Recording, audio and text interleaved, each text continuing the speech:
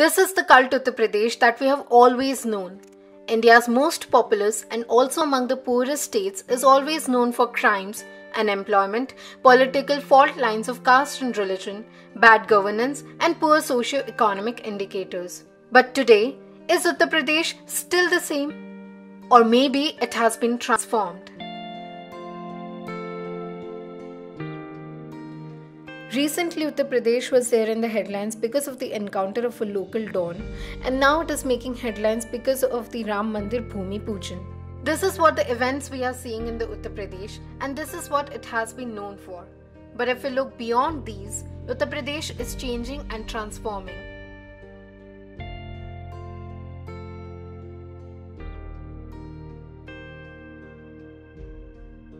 Though in this state the Hindutva politics and inevitable controversies are still at the core, yet Uttar Pradesh CM Yogi Adityanath, his team of ministers and bureaucrats are going to the extra mile to attract investments into this state.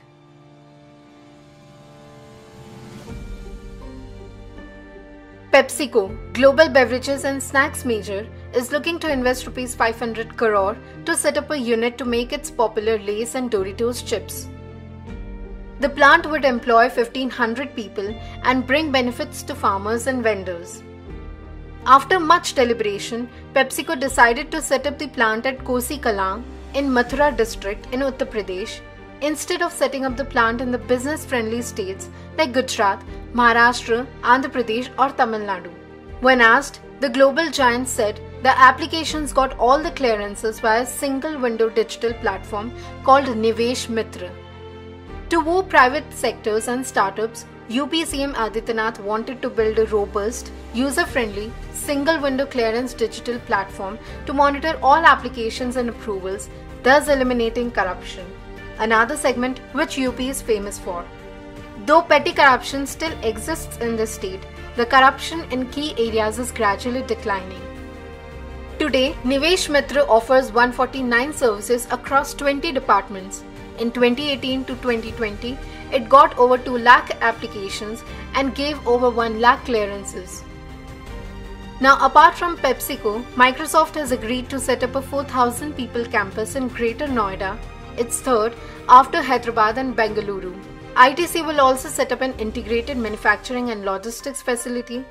Haldiram's is setting up 2 new plants worth Rs 500 crore, employing over 2,000 people in the next 3 to 4 years. When asked, Haldiram said that the fast-track process, government hand-holding industry and the upcoming Jewar Airport and expressways have helped it to decide on UP.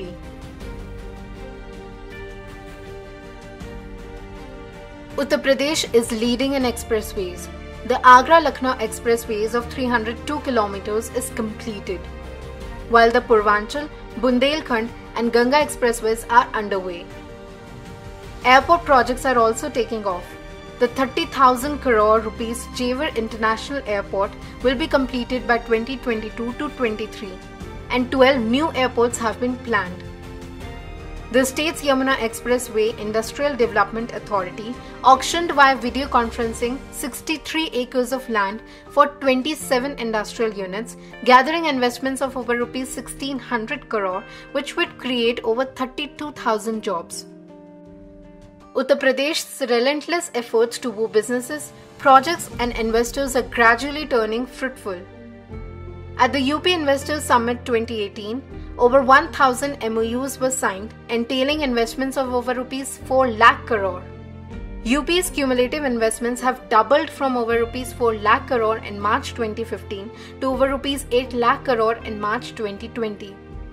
Fresh annual investments grew from over Rs 39,000 crore in March 2018 to over Rs 52,000 crore in March 2020. Even the share of private sector grew from 29.45% to 42.18%.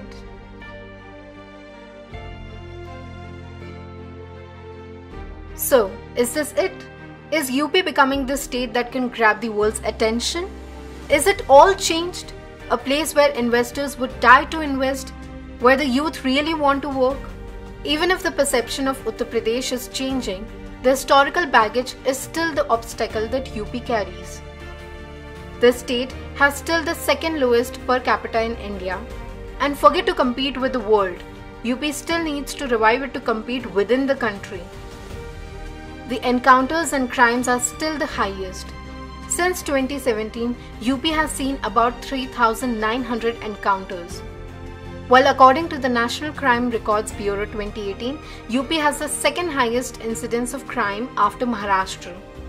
MSMEs, because of the coronavirus, will find it hard to survive. And migration, 35 lakh migrants returned to the state because of the coronavirus lockdown. To handle the migrant crisis, to give employment to them is still a challenge. But today, amidst the murder and Mandir politics, the unstoppable approach to change the perception and face of UP, to bring investments, to generate employment, to change the infrastructure, UP is surely transforming and marking its footprints to make itself a business-friendly destination. And the investments which got double, global companies choosing the state to open its operations are enough evident to see that UP has begun to revamp itself and it is fighting tooth and nail to change its perception that people have.